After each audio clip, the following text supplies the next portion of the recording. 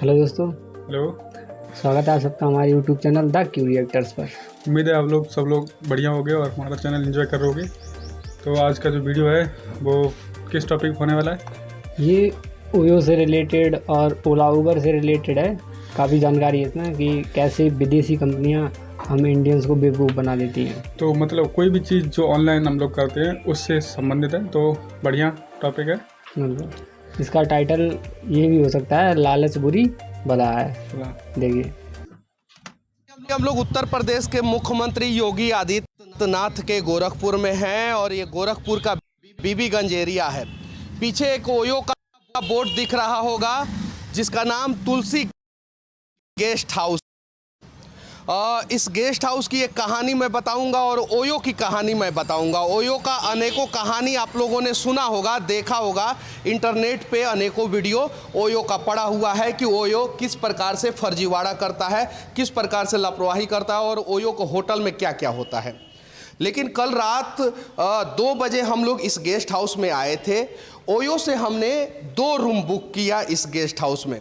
2 room book करने के बाद जो है ओयो से हम लोगों ने पेमेंट करना चाहा, लेकिन ओयो से पेमेंट लेने से इन लोगों ने इनकार कर दिया। हम लोगों के पास कैश पैसा नहीं था तो हम लोगों ने सोचा ऑनलाइन पेमेंट कर देते हैं।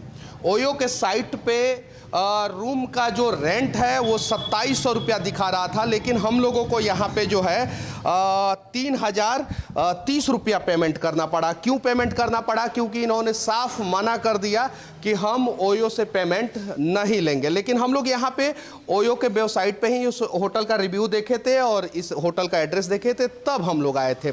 अच्छा ये बताइए सर, हमारी क्या गलती थी? अगर हमारे पास पैसा नहीं होता रात के समय में और हमारे पास दूसरा ऑप्शन नहीं होता तो हम क्या करते? सिर्फ इतना बता दीजिए। नहीं, क्या बताएं उस पर हम। या ऑनलाइन जो पेमेंट आता है हम लोग लेते नहीं है ऑनलाइन पेमेंट, क्योंकि हम लोग को पेमेंट आता नहीं है प्रॉपर्टी का पेमेंट नहीं आता है। लेकिन हमारी कोई गलती थी? इसमें आप लोग की कोई गलती नहीं है। हम लोग की कोई गलती नहीं थी और इन्होंने कहा है कि इनकी भी कोई गलती नहीं थी, क्योंकि प्रॉपर्टी का पेमेंट जो है ओयो टाइम पे नहीं करता है। अब एक और कहानी मैं बताने जा रहा हूं। ओला आया देश में, पहले ड्राइवरों को लालच दिया। ओयो आया देश में, पहले होटल वाले को लालच दिया। उबर आया, लालच दिया। फ्लिपकार्ट, अमेजॉन आया, लालच दिया। जितना भी ऑनलाइन पोर्टल है वो लालच देता है। जैसे गो मैकेनिक ऐप आ रहा है वो भी लालच दे रहा है।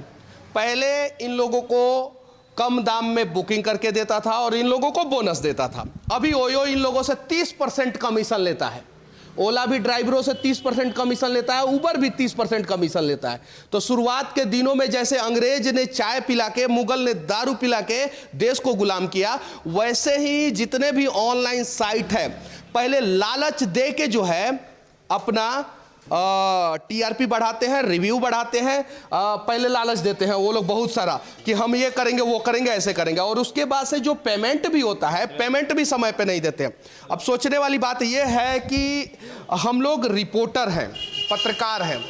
हम लोग हर दिन अगर इतनी सारी समस्याओं का सामना करते हैं तो देश के आम लोग कितनी सारी समस्याओं का सामना करते होंगे।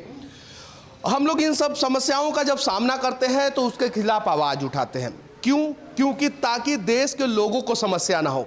अगर कोई लड़का या कोई बीमार व्यक्ति यहाँ पे आया होता और उसको इलाज कराना होता, उसके अकाउंट में 4000 रुपया होता सिर्फ, और 2700 रुपया वो ओयो के साइट से पेमेंट कर दिया होता, तो उसके पास 1300 रुपया बचता। तो ये कहते कि हम लेंगे नहीं, तो फिर वो 3000 रुपया पेमेंट कहाँ से करता?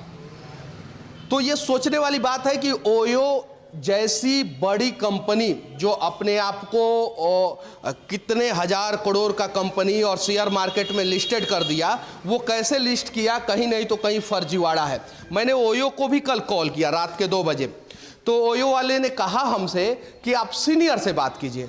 ये सीनियर जूनियर का कॉल सेंटर जो होता है ना, कॉल सेंटर सिर्फ मूर्ख बनाने के लिए होता है। आपने सुना होगा कि एयरटेल वाले पहले पैसा काट लेते थे, किसी बटन दब गया पैसा कट गया, नहीं भी दबता था तो भी पैसा कट जाता था, और उसके बाद आप कॉल सेंटर में फ़ोन करते थे तो कॉल सेंटर वाले आपको 10 मिनट इंटरटेनमेंट करते थे अच्छे से, और उसके बाद से आपके समस्या का समाधान नहीं करते थे, कहते थे अब सीनियर से बात कीजिए। जब सीनियर के पास फोन करते थे तो सीनियर भी फिर शुरू से वही चीज़ों को सुनता था, और सीनियर कोई होता नहीं है, बगल में बैठा आदमी ही होता है, और वो जब सीनियर बोलेगा तो ये सुनेगा। तो ये समस्या है। कल रात में मुझे ओयो वाले ने बोला सीनियर से बात कीजिए। अब रात के 2 बजे हम लोग आ रहे हैं, सीनियर जूनियर के चक्कर में रात का 4 बज जाएगा और उसके बाद से पैसा रिफंड होगा कि नहीं होगा। हम लोग रूम में गए, शांति से सो गए और उसके पहले हम लोगों ने पेमेंट कर दिया। और आप देख सकते हैं ये तुलसी गेस्ट हाउस का बिल है 3028 रुपया का 2703 रुपया 57 पैसा हुआ और 162 रुपया 21 पैसा CGST हुआ।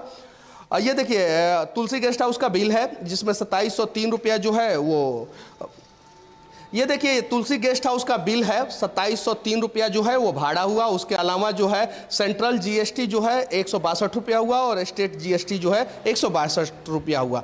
12% GST लगता है, 6% स्टेट गवर्नमेंट लेता है, 6% सेंट्रल गवर्नमेंट लेता है। लेकिन समस्या ये है कि अब आम आदमी को किस प्रकार से समस्या का सामना करना पड़ता होगा ओयो के होटल में। हम लोग हमेशा होटल में रहते हैं तो हम लोगों के साथ कभी ऐसा समस्या नहीं हुआ है, लेकिन ओयो में जब भी हम रुके हैं तब इस प्रकार का समस्या होता है। लेकिन ओयो से जब हम बुक नहीं करते हैं, दूसरे साइटों से बुक करते हैं तो नहीं होता है। लेकिन कल रात में ओयो से ही रूम दिखा रहा था, इसलिए हम लोगों को मजबूरी में ओयो से बुक करना पड़ा। विनती है आप लोगों से कि इस प्रकार का फर्जीवाड़ा करने वाले ओयो से आप लोग बुकिंग मत कीजिए। और अगर ओयो फर्जीवाड़ा नहीं करता है तो ओयो से भी विनती है कि आप अगर गलत नहीं है तो होटल वाले गलत होंगे, होटल वाले गलत नहीं होंगे तो आप गलत होंगे, क्योंकि हमारी कोई गलती नहीं है। हमने ओयो का साइट खोला, हमने होटल बुक किया, हम रात के 2 बजे यहाँ पे पहुँचे हैं, हमने पेमेंट करना चाहा ओयो के साइट से, इन लोगों ने पेमेंट नहीं लिया तो हमारी क्या गलती है। और विदेशों में जिस प्रकार से कंज्यूमर फॉर्म जो है एक्टिव रहता है और कार्रवाई करता है, उस प्रकार से देश में कार्रवाई नहीं होता। अगर हम कंज्यूमर फोरम में भी जाएंगे तो कोई फर्क नहीं पड़ता। तो इसलिए देश के कंज्यूमर फोरम में काम करने वाले लोगों से भी विनती है कि कम से कम इस प्रकार की लापरवाही पे आप सख्त एक्शन लें और कार्रवाई करें, ताकि जो है इस प्रकार का फर्जीवाड़ा कोई भी कंपनी किसी के साथ ना करे। बाकी अगर ओयो होटल में आप लोगों के साथ कहीं भी किसी भी प्रकार का फर्जीवाड़ा हुआ होगा तो आप लोग कमेंट करके जरूर बताना। अभी मैं उत्तर प्रदेश के मुख्यमंत्री योगी आदित्यनाथ का गृह जिला गोरखपुर में हूं और यहां से ओयो की सच्चाई बता रहा हूं। बाकी हमारा ये प्रयास कैसा लगा आप लोग जरूर बताना। जय हिंद। तो जैसा हम लोगों ने वीडियो में देखा तो इन्होंने काफ़ी अच्छी चीज़ बताई कि इससे क्या होगा कि जो भी वीडियो देखेगा हमारा तो वो जागरूक हो जाएगा, उसे पता चल जाएगा कि अगर आप कहीं भी जाके होटल की बुकिंग कर रहे हैं, इसके अलावा और भी साइट्स होते हैं होटल या रूम बुक करने के लिए, तो आप ये ओयो को ऑप्शन में मतलब रखें। अगर नहीं मिल रहा है तो इसे बुकिंग करें, क्योंकि आप हकीकत तो देख रहे हो, आप जाओगे ओयो को देखकर और मिलेगा वहाँ पे होटल, और फिर उसमें भी होगा क्या, वो मना कर देंगे इस साइट के थ्रू हम पैसे नहीं लेंगे, हमें कैश चाहिए। आपका क्या कहना है? तो मेरा यही मानना है कि जो देश में मतलब 2015 के बाद तमाम ऑनलाइन प्लेटफॉर्म आए हैं, जैसे कि ओयो, ओला, उबर, अमेज़ॉन, फ्लिपकार्ट, स्नैपडील और भी कई प्लेटफॉर्म, जो मतलब शुरुआत में क्या करते हैं, जैसे ओला पे देखा, जो ड्राइवर्स थे उन्हें इंसेंटिव दिया जाता था और जो फ्री यानी किराया उन्हें मिलता था उसमें कुछ परसेंटेज होता था।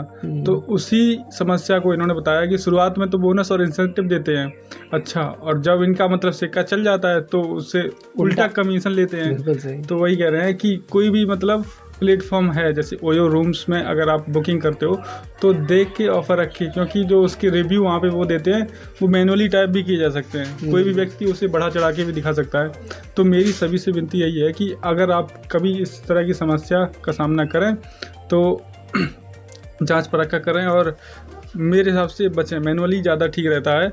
और क्योंकि अगर तुम्हें कोई प्लेटफॉर्म दे रहा है तो उसका तो ब्रोकरेज होगा ही, कमीशन तो होगा ही, तो डायरेक्टली आप उससे संपर्क करें। ब्रोकरेज तो हो, पर हमें वो भी तो दे कि मतलब जिसके थ्रू मतलब श्योरिटी तो होनी चाहिए, श्योरिटी होनी चाहिए। अब इसमें क्या हुआ कि इन्होंने बताया कि जो ओयो प्लेटफॉर्म है वो उनकी प्रॉपर्टी, यानी कि होटल का जो पैसा बनता है वो उसका पेमेंट वो नहीं करता है, ऑनलाइन लेट करता होगा या नहीं करता होगा, तो उसमें जो आम जनता है उससे भारी समस्या का सामना करना पड़ता है। इसमें यही आम लोगों को, ये मान लो कोई इमरजेंसी में होटल में या इमरजेंसी में कोई रात में रुकने तो जाएगा नहीं खुशी खुशी, क्योंकि कोई इमरजेंसी होगी जब ही जाना होगा। तो ठीक है, इसी तरह की वीडियोस देखने के लिए आप हमारे यूट्यूब चैनल को लाइक करें, सब्सक्राइब करें और शेयर करें। शेयर करें। जय हिंद।